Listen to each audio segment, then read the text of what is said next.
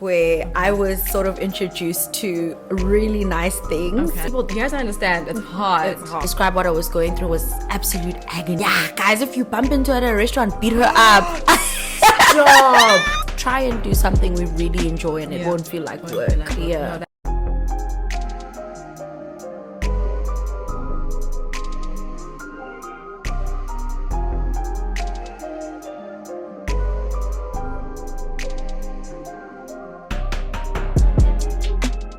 Hey babes, welcome to Babe in Business. I'm Loretta, the host of this podcast, and today I have a super duper exciting guest for you guys. My very first guest, okay? And we have with us Mbali Mkhize. Clap, guys. Clap. If you don't know who she is, which I'm sure you guys all know who she is, if you don't, she's an international beauty and lifestyle influencer and the founder and CEO of It's Clean, right? Yes. Cool. I was gonna say Clean, but of Clean Group, and she's redefining the world of beauty as we know it. Welcome, Mbali, to Babe in Business. Yay! I'm so happy to be here. Like, also being the first guest, I'm like, I feel so special. It had to be you. Yeah. I don't know why, but in my spirit, I knew it had to be you. Girl, we have a lot to talk about. And I'm glad you're here. Yes, I'm me really too. glad you're here. So I want to get started like right into it. I feel like a lot of different interviews, I would say, always get into the tell me about yourself, how did you get here, blah, blah, blah, which is cool. Mm-hmm. But we want to know about the business side. Yes. We're talking about business here. So I want to know about your journey with clean beauty. Okay. Because it's super duper inspiring. I feel like for a lot of women to get to where you are now, it's something to aspire to. Okay. So I want to know what first sparked the idea to start your brand. Wow. Can I be completely honest? Please. Like, I feel so comfortable here that I'm like, you know, I was telling one of the ladies that I'm so scared of podcasts because you just get a mic and the next thing you're like verbal Yeah. diarrhea. Don't worry. We're family here. We all fam. We're in the club. We are fam. Valid. I would say the idea of clean came after I was just in this space where I had just gotten out of a relationship where I was sort of introduced to really nice things, really nice, expensive things. And when I got out of that relationship, most of the time they'll tell women that you need to sort of get into another relationship to be able to sustain that. And I remember thinking to myself that, first of all, I cannot afford to go and just ball out at Diamond Walk. Yeah. So, I mean, I'm making good money from influencing, but now there are things that I've been exposed to that I really like and I would love to give to myself. So I was like, okay, cool. I'm very passionate about hair. I'm a person who's always taken risks with their hair, and I didn't feel like makeup was where my calling was, just because I felt as though the whole process of it, it's not something that I enjoy. I enjoy putting it on, but the formulation is just not me. Yeah. And I thought, okay, my hair is one of the things that I always try and make a bold statement with. So this has to be the business. And that's how Clean came about. Like, I don't have a inspiration story to say that I really felt that I know how it feels to not be able to afford certain things, and Clean was my second chance. That's what I call it. And I wanted to give women like an opportunity to feel good about themselves and still get quality. Yeah Awesome. And I think it's really powerful for you, for the fact that you didn't choose to let's go on to the next man, okay? And you said, I'm about my bed. I'm gonna do my thing. And I know the entrepreneurial journey is super duper hard. Very. So hard. People, you guys don't understand, it's hard. It's hard. And I will never sugarcoat that. I know that you started with jewelry, and then I think you had a masterclass, a really successful masterclass, amazing masterclass. Thank you. And you did other products, right? And then, so in the end, what made you stick to hair in particular? I think with a business, people sort of expect you to be a certain thing, Yeah. especially when you are in the public eye. Because I'm a beauty influencer and people associate me with beauty and makeup and being always moisturized or Yeah. smelling good. It's like Yeah. people really wanted me to do that, and I think I wanted to be that for people. Okay. But then when I got into it and we had the masterclass and we had the clean beauty products, and I then sat with myself, I said, there's so many things that go into beauty products, Yeah. especially because they also need to be approved by a board. If we could all just sell skin products, Yeah. we'd all have our own body oils. There's so much that goes into it. And Yeah. it's not that I didn't want to do the research. It's timing. Yeah. In my heart of hearts, I just felt like I need to park that and research it. But with hair, I understand hair. I wear hair. I know how to turn a cheap wig and make it look expensive. Yeah. Hair is something that comes naturally to me. So I said, okay, I need to be able to sell something that I'm passionate about, so it won't feel like work. Because that, I feel like that's what we all need to do in life, is to try and do something we really enjoy, and it won't feel like work. Yeah. No, that's for sure. I think that's a big thing. I think pursuing your passion, actually, taking the time to do the work with regards to that. I want you to share a little bit about the philosophy of affordable luxury, like how that sort of reflects from your personal value and how you sort of incorporate that into clean beauty and the hair, etc. So affordable luxury for me, I don't think that something needs to be expensive for it to look luxurious. Yeah. And I think recently being exposed to the luxury as people say it, Yeah. and being someone who's always just felt like luxury is Yeah. what that makes me feel good and Yeah. makes me look classy. Yeah. I realized that the perception of luxury is it's crazy. It's so skewed. It's so skewed. Like Yeah. we can, especially because I feel like a lot of young women follow me, and I felt like I have such a huge responsibility to just show young women that luxury is what you make it. Yeah. And style, and it doesn't have to look a certain way, Yeah, yeah. And I was like, okay, cool, we're gonna sell these really affordable wigs that look great. I'm gonna wear them. I'm not gonna use influencers. And I got a lot of messages, hi, please can I influence, please can I? And I said, no, I'm gonna model my own hair. And it's not because I'm vain or anything, but it's just showing you that if I can wear it, so can you. Not to say I'm this amazing person. No, I'm just trying to show you that if it's good enough for me, then I can give it to you, because then I feel like it would be good enough as well for you. Yeah. And I think there's still a huge disconnect, because people see affordable as it's Cheap. not the real thing, and it's not cheap. So a lot of the questions is, but is it really real? Yeah. Are you sure? Yeah. Why then is it so cheap? And I'm Yeah. like, trust me, whoever's selling it to you, they got it at a cheaper price than what they are selling it to you. Yeah, You know?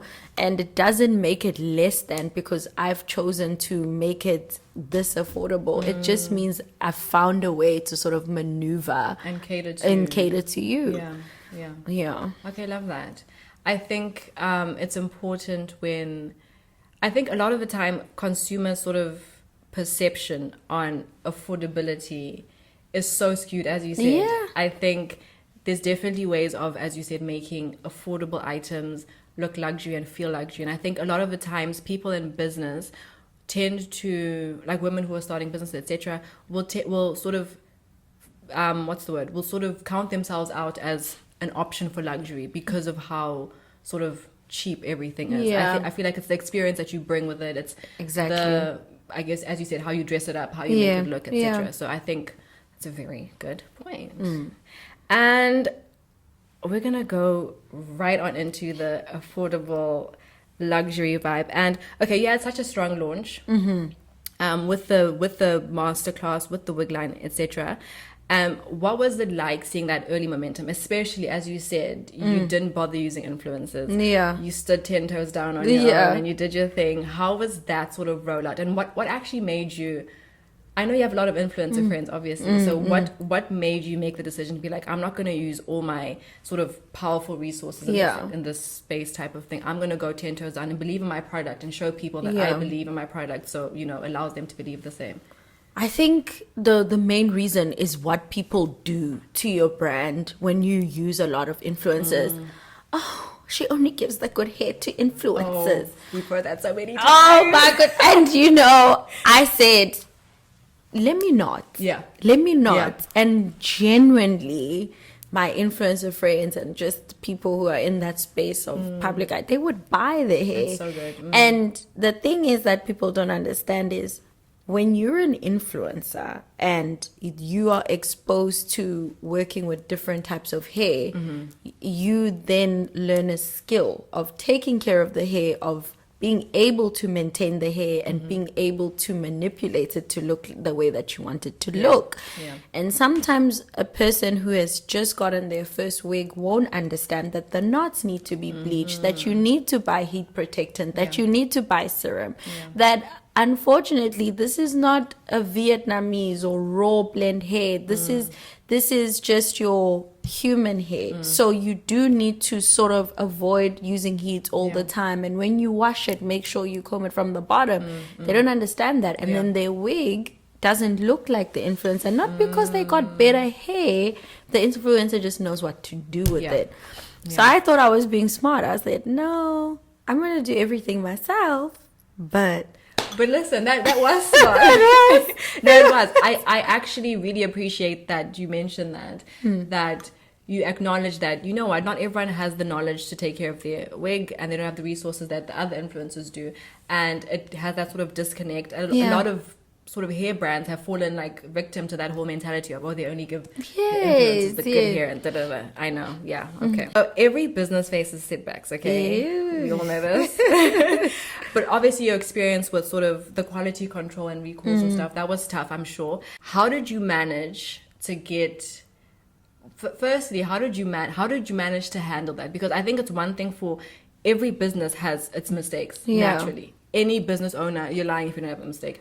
Every business has those mistakes, and I think for you, what made it, I guess, a little more difficult is you're in the public eye. Yeah. And people are always going to blame whoever the face they can blame. Definitely. I know it was obviously supplier quality issues, etc., and things that were out of your control. But because you're the business owner, the flack obviously often falls on you. So, wow, this has to be unpacked. It was hard. I am not even going to sugarcoat it. It was extremely difficult. Like so many people having so many opinions about you at the same time. And I remember just thinking to myself, like, what am I going to do? Like, what? And mind you, we had just signed a lease. So we were about to move into this sort of showroom. Because my dream is never to own a salon. I think most of the time when certain people think that we have the same sort of, if she's starting a hair business, then this is the route. No, I wanted wholesale. The reason why my hair is also so affordable, because I wanted anyone to be able to start off their business. So we had signed the lease, we had paid, we had done everything. I was already paying for this, I was already paying for that.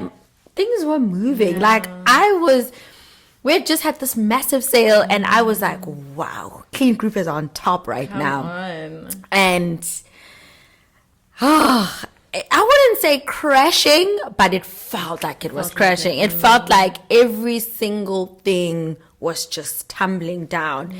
And it was first communication, communication and this and that. And I remember one of the ladies who was working for me, who was dealing with sort of like the communication and stuff, she sent in, when it all sort of blew up, she sent in her resignation at like midnight. And I said, she said, I'm leaving you. She said, bah? Oh God. And I thought, we good. What do you mean?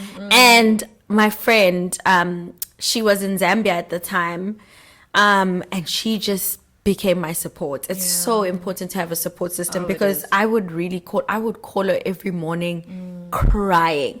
And the only way I can describe what I was going through was absolute agony. I was in agony all the time. Like, I would be so happy when 3:30 hits, because it means that it's business time is closed. Oh, shucks, I'm gonna have a couple of hours, but 6 a.m., 5 a.m. I'm up and I'm stressed. And I'm thinking to myself, oh my goodness, what am I gonna do? And I will honestly say that the biggest mistake I did was panic. Okay. I feel like the statement that we put out and just the way we thought we were handling things, it was good for the customer, but it was not good really for the business. Because it's like we just opened Pandora's box to sort of say, it doesn't matter, 6 months, 7 months, you've had the week, just bring it back. We've got money. No. So now I was doing everything twice, and this is a small business. If the business is not running, there's no money. So now we've announced that we're closing. We've announced that by the 31st of July, because everything sort of happened in June, that by the 31st of July, we will have our things together.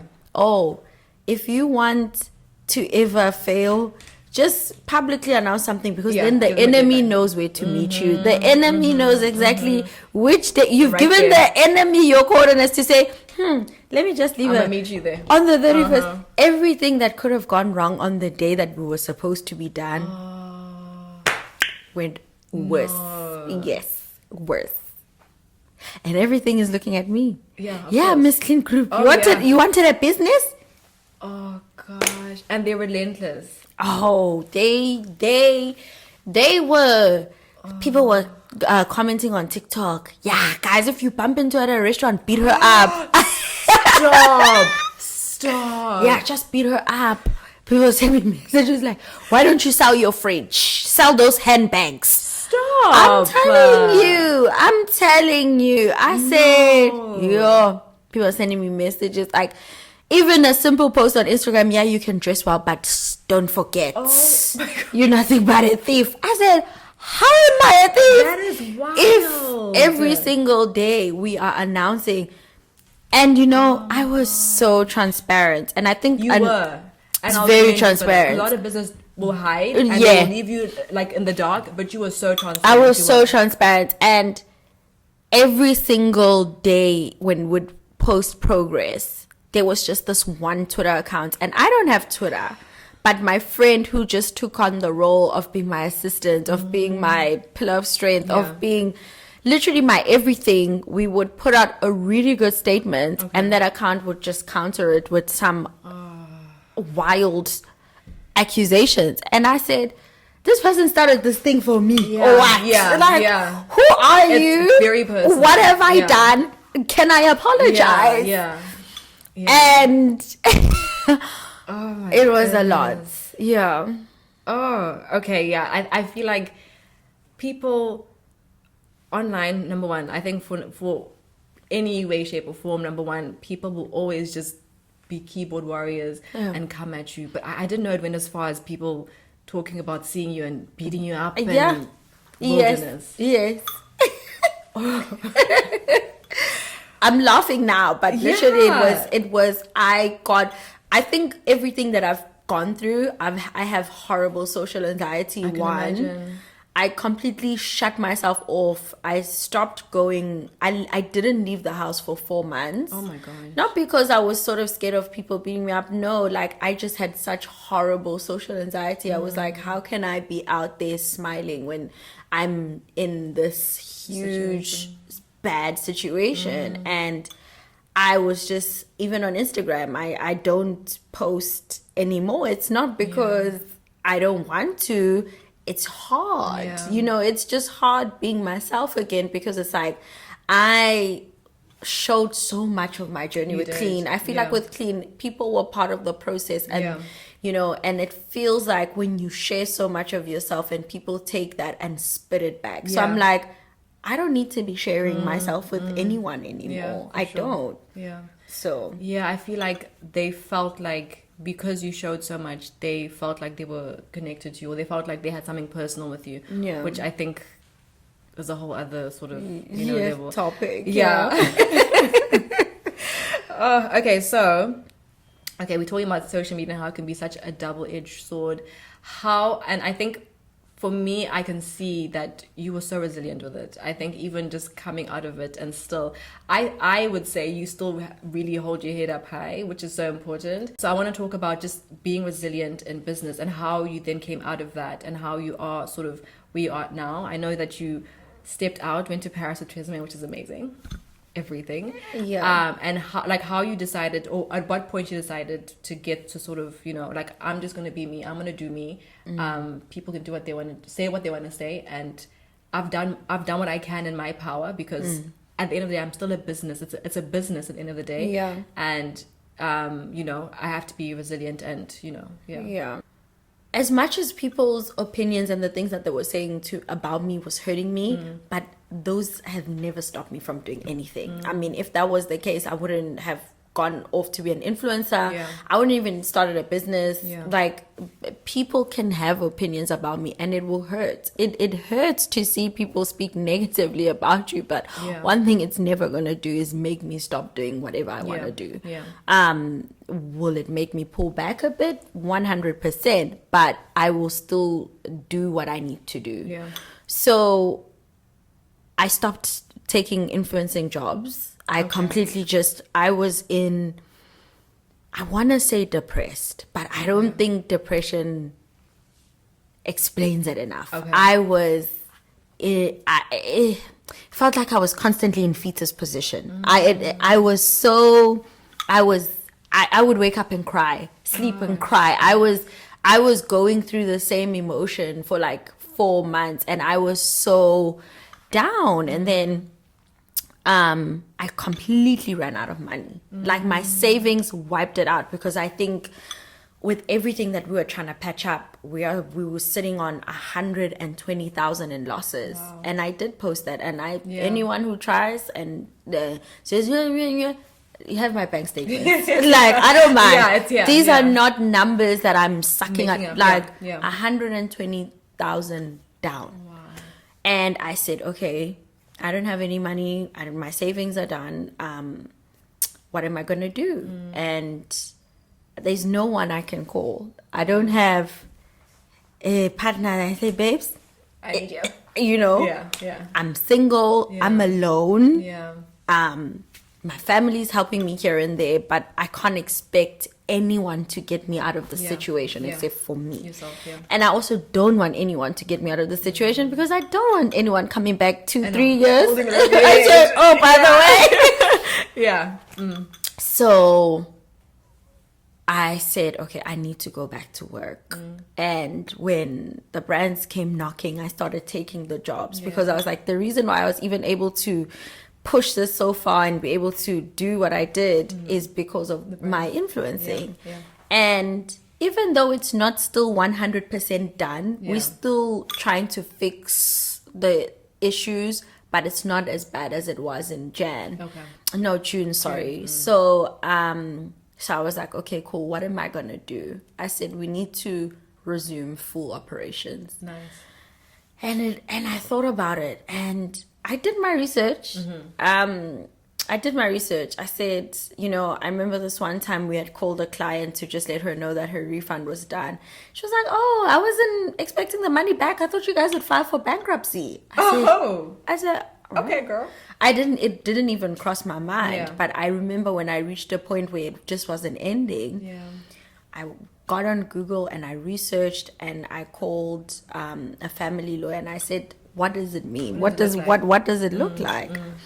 And they were like, I mean, sure, you will be fine in terms of the way they decided. It's a long process, but this is the bank's our first priority, and then obviously depending on how much the business has left, then customers are actually third, but some of them might not even get their money. Okay.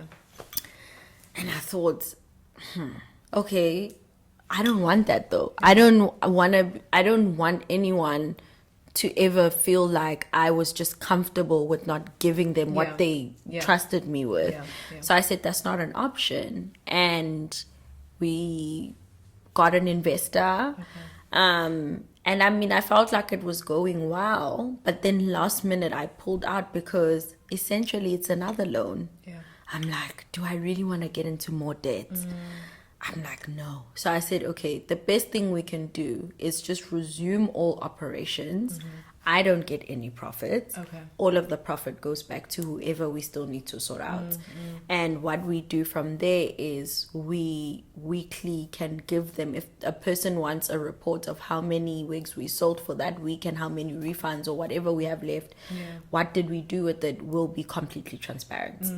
And I feel like we just implemented this on the 1st of November. Okay, nice. But I'm happy about that decision because one, my business still gets back, and two, people are not going to beat me up in restaurants. I feel like it takes someone with a lot of integrity to do what you've done, and I think it's incredibly admirable. So you should be really proud of yourself. Oh, girl. thank you guys. You guys are going to make me cry. No, you should be very proud of yourself. I want to know, for other sort of women out there who, you know, they go through the day-to-day struggle naturally.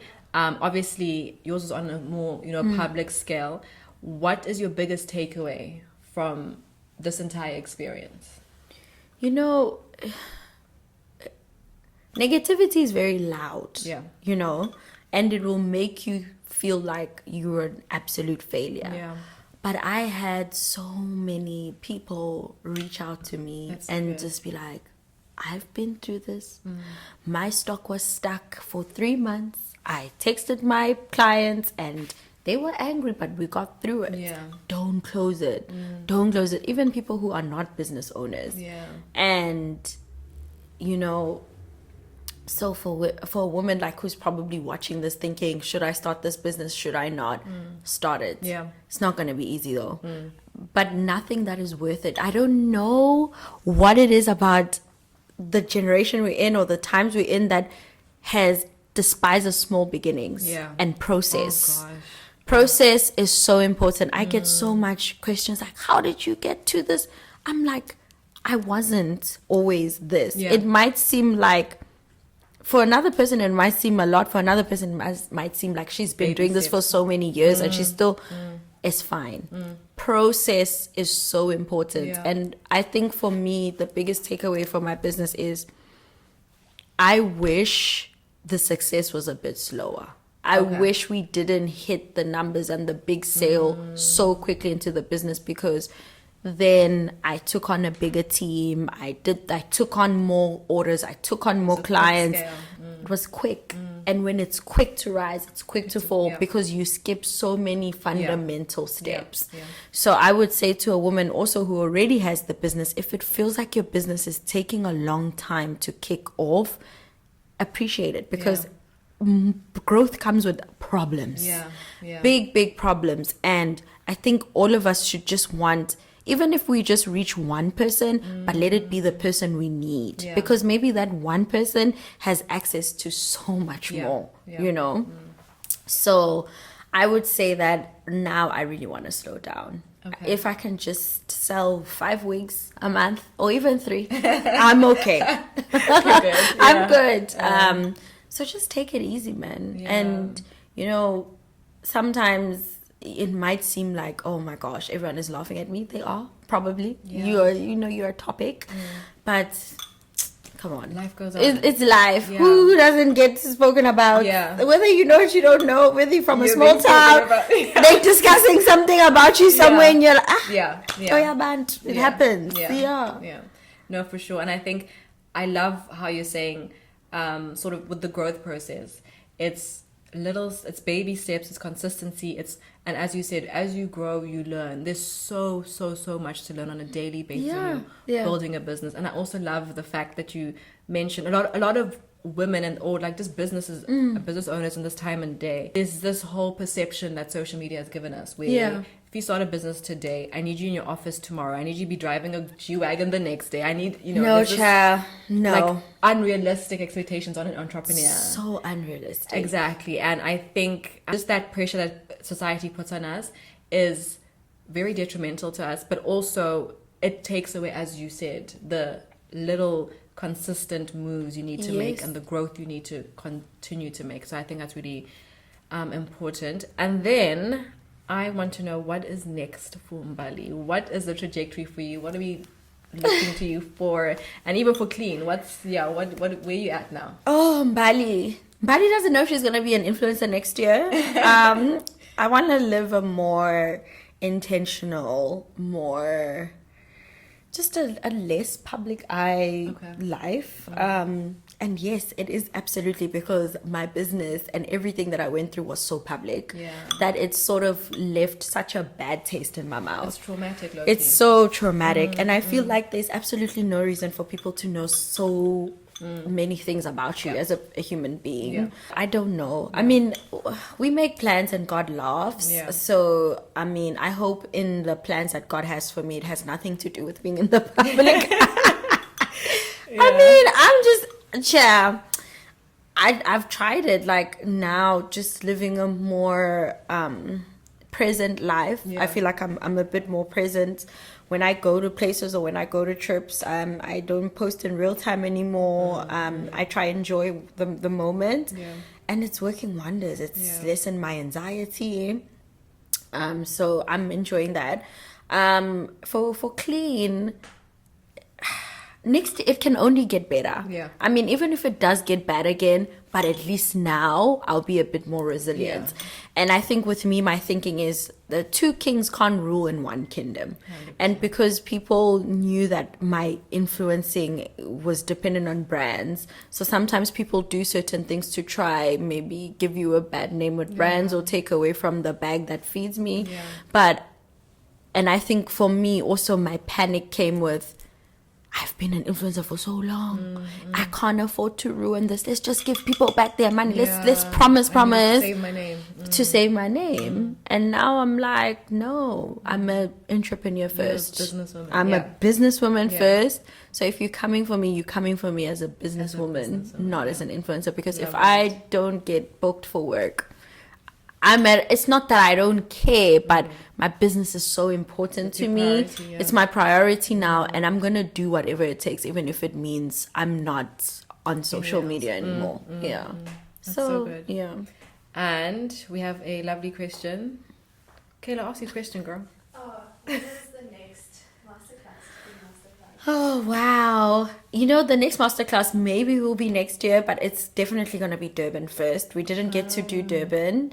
And I'm from Durban. Durban is my home. Yes, girl. You know, I feel like I owe them a masterclass. Is it gonna be as the photo was before?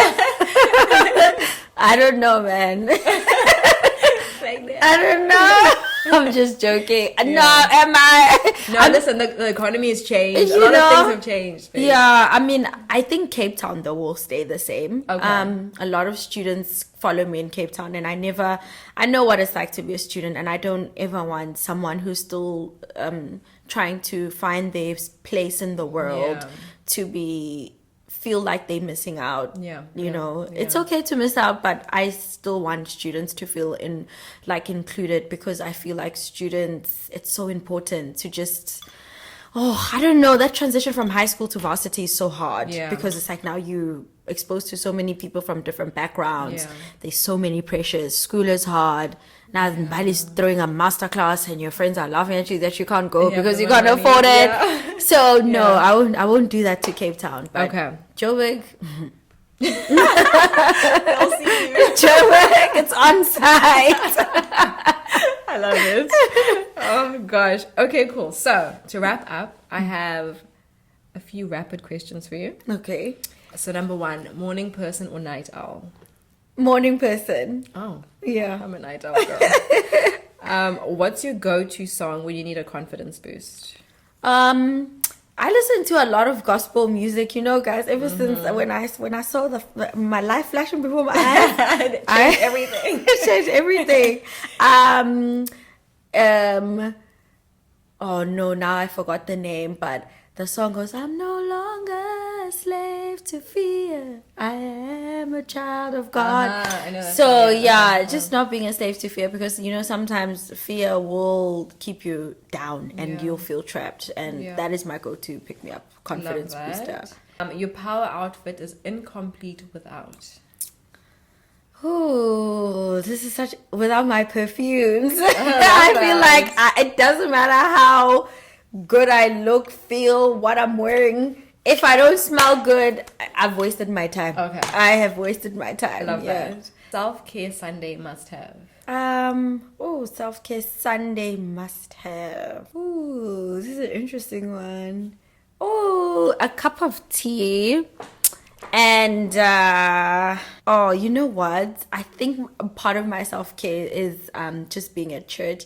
I started serving at church. So ever since I was not going out anymore, I said, you know what, I might as well dedicate my time to God. So that's part of my self-care, just waking up, being able to serve, and then it doesn't matter how tired I get afterwards, but I just feel like it's so important for me to just be in that space and just to volunteer and give back whichever way I can. Love that. Dream destination for your next business meeting. Oh, that is an interesting one. Definitely New York City, Big Apple. Yes, you know what? girl. I don't even think it's because I like America. I think that's just, I feel like people who are in New York make things happen. The traffic, like, baby, you know, I want to be in New York.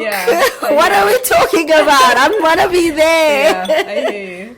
What's the last thing you added to cart and actually bought? What is it? Online? Yeah. Are you an online shopper or are you an in-person shopper? I am an in-person shopper, but I haven't been going anyway, so I didn't pay for it because it was a collab. But I recently got, I'm obsessed with leopard right now. I don't know if it's cheetah leopard. I don't know. It has spots. Yeah. It's these really cute leopardy cheetah heels from Shein. Guys, I've been sleeping. I just recently discovered Shein. Really? Not like I haven't discovered it yet. I knew about it, but when I saw that Misguided is on there, I was like, I used to dress from Misguided, Pretty Little Thing. So I'm addicted, man. Every time they send me that email, I'm like, yes, more code, yes, more work, sure. I love it. Yeah. Awesome. Okay, and then for the closing, before we go, share one quote or Bible verse that keeps you going when things get tough. Oh, that's so interesting. I would say Bible verse for sure on top of my head. Yeah. Psalm 23, the Lord is my shepherd. Without getting too deep, I was at church on a Friday, and this he's a worship leader. He was talking about how we need to learn to be sheep, because being a sheep is actually being led by the shepherd. And sometimes as a sheep, you will eat from here, you'll eat from there, and then you'll wander off, and you won't, it's not wrong. And as people, sometimes we do a lot of non-wrong decisions, but fail to make one right decision. So with being a sheep, you just have to allow yourself to be led by the shepherd. And it says the rod and the staff protects me, which means with the staff and the rod, yes, it will beat you sometime, not hard to say come back into place, but if you find yourself falling off, the staff will pulls you back. And so it's so important to just remind yourself. And he prepares a table in front of your enemies. I think sometimes when you go through, I told myself, going through something so public and so sad, it's not because, people hate me or, everyone is like, maybe they do, who knows. I don't like to think like that, because then I don't want to walk around thinking I have haters. But sometimes God does collect a crowd just so when he starts to work, there's witnesses of what he's doing, so that, and our fight is not with the flesh and blood. So that's why I can't be too angry at people saying all sorts of stuff about me. You guys are not my enemy. My enemy is not flesh and blood. Period. I love that. And on that note, guys, it was amazing having you, Mbali. Oh, it feels like I just spent time with my therapist. I feel so light. Amazing. fantastic. I'm so glad we got so deep. I'm so glad you were transparent. You're just a transparent person. Girl. Yeah, I think so. I think I have a love problem it. with, I'm such an oversharer. No, I love it. This is the perfect place to overshare. Yes. So thank you so much for being on this episode of Babe in Business. Guys, don't forget to like, subscribe, share, do all of those things. And we will see you on next week's episode. Bye.